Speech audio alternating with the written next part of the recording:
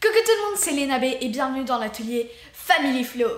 Pour le vlog numéro 23.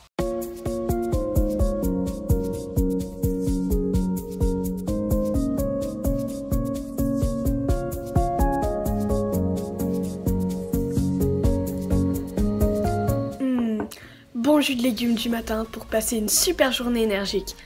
Même s'il fait pas beau, et en plus il pleut. Cette semaine, on est ravis parce qu'on a atteint les 50 000 vues sur notre chaîne. Et on a dépassé les 100 000 heures de watch time. Oh, c'est génial. Et de plus, on a atteint les 100 vidéos mises en ligne. Pour continuer sur une note un petit peu moins positive, sur le dernier vlog, on a été censuré. Censuré, on sait pas pourquoi, mais bon, peu importe. On passe à autre chose. Vous vous souvenez, la semaine dernière, je vous ai parlé de la petite FAQ. On a eu quelques questions. On va y répondre. Première question de Yumi Unicorn. Pourquoi avez-vous commencé YouTube? Très bonne question. On a commencé YouTube tout simplement parce qu'on voulait faire partager tout le plaisir qu'on prend à faire des choses ou à penser des choses. Et puis, tout simplement, c'est notre passion de créer le partage de notre passion. On est tout simplement ravis de partager tout ce qu'on fait. Que comptes-tu faire plus tard dans ta vie? Moi, j'ai pas envie de me spécialiser dans un métier en fait. J'ai pas envie d'être monotâche. J'ai envie de vivre de mes passions. J'ai pas envie d'avoir de patron ni rien. Je veux faire ce que je veux. Garder ta liberté. Good choice. Tu vas continuer tes études. Tu dois devenir avocat, banquier ou assureur, docteur ou empoisonneur. On passe à la question suivante. De quoi s'inspire ton père pour faire de si belles créations? Alors ça, c'est une très bonne question. Je pars tout simplement de mes besoins. Donc quand j'ai besoin de quelque chose, déjà je vois si je peux le faire, si j'ai la capacité de le faire et si j'ai la possibilité de le faire. Et à partir de ce moment-là, c'est ma créativité qui prend le dessus et donc je fais avec ce que j'ai pour assumer mes envies et mes possibilités, de savoir ce que j'ai sous la main pour pouvoir faire les choses. Une question de Gaïa Univers. Que feriez-vous si la liberté était gratuite? La même chose. Exactement pareil en fait. Parce que libre. On se sent libre. Quand on fait les choses, on se sent libre. Finalement, la gratuité, elle est à portée de main et elle est à portée de tout le monde. Quelles sont vos activités préférées? C'est de rester libre, autonome et de penser par nous-mêmes. Ce qui nous intéresse, c'est le making, la musique, le dessin, la peinture, en tout cas s'épanouir. La création. S'épanouir au travers de la création. Une expansion de l'esprit vers la créativité. Quelles aventures avez-vous le plus aimé? Je pense que c'est de partir au Portugal avec des amis. C'était l'été il y a 3 ans et franchement c'est bien éclaté. Parce qu'on a pu visiter les côtés intimes du Portugal et c'était vraiment chouette. On a passé un super moment. Rentrer dans la culture portugaise. Et dernière question, quelle est votre vidéo que vous avez le plus aimé? Les haches. Les haches. Ouais. Les haches. Parce que ça, c'était un moment père-fille, un moment solide de liberté. On a fait une hache chacun et elles sont accrochées juste là. Les haches, tout simplement parce qu'on s'est fendu la gueule. Voilà pour le FAQ. J'espère que vous aurez aussi d'autres questions pour la semaine prochaine ou pour celle d'après. Ça nous fait super plaisir que vous puissiez nous poser des questions librement et on sera là pour vous y répondre aussi librement. En ce moment, tout le monde est naze en fait.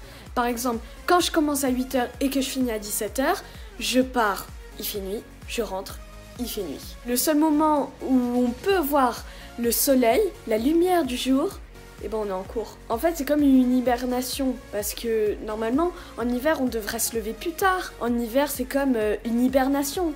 On devrait rester plus longtemps dans notre lit, bien au chaud. Alors que là, on doit se lever tôt, on a les mêmes horaires qu'en été, alors que c'est pas du tout cohérent. Si le soleil il se lève plus tard, c'est qu'il y a une raison. Le corps a ses périodes. En hiver, on doit se lever plus tard, on doit faire comme les animaux et dormir. Et résultat des courses, on est crevé.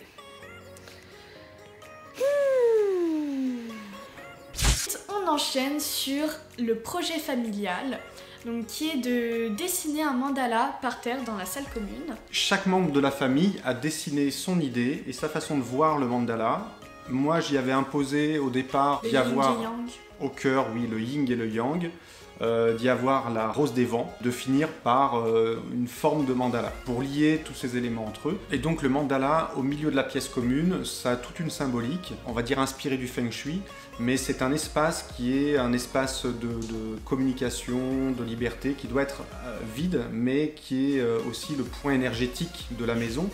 Et donc il y a toute cette symbolique du partage, il y a aussi ce côté décoratif qu'on va y mettre au sol, et puis le côté énergétique, puisque les mandalas, on le sait, c'est des générateurs énergétiques. Comme une fleur qui s'ouvre, c'est très spirituel. J'étais dans le vent là, j'étais dans la lune, j'étais sous hypnose, voilà. En état modifié de conscience. Donc voilà, c'est déjà la fin de cette vidéo. Mais ça va pas? D'accord, c'est pas la fin de cette vidéo.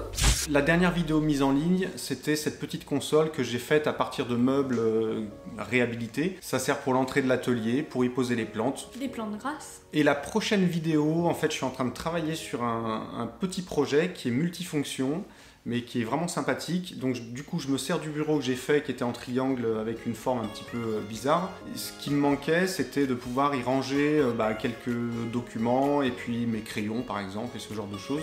Donc du coup, j'ai réhabilité un petit truc là derrière. Ça va être très intéressant parce que je me suis servi essentiellement, comme d'habitude, de récupération. Ouais, donc en gros, ce qui manquait, c'était une assise fonctionnelle. C'est en même temps une assise, un rangement.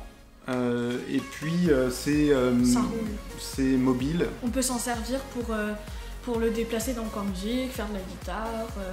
C'est multifonction.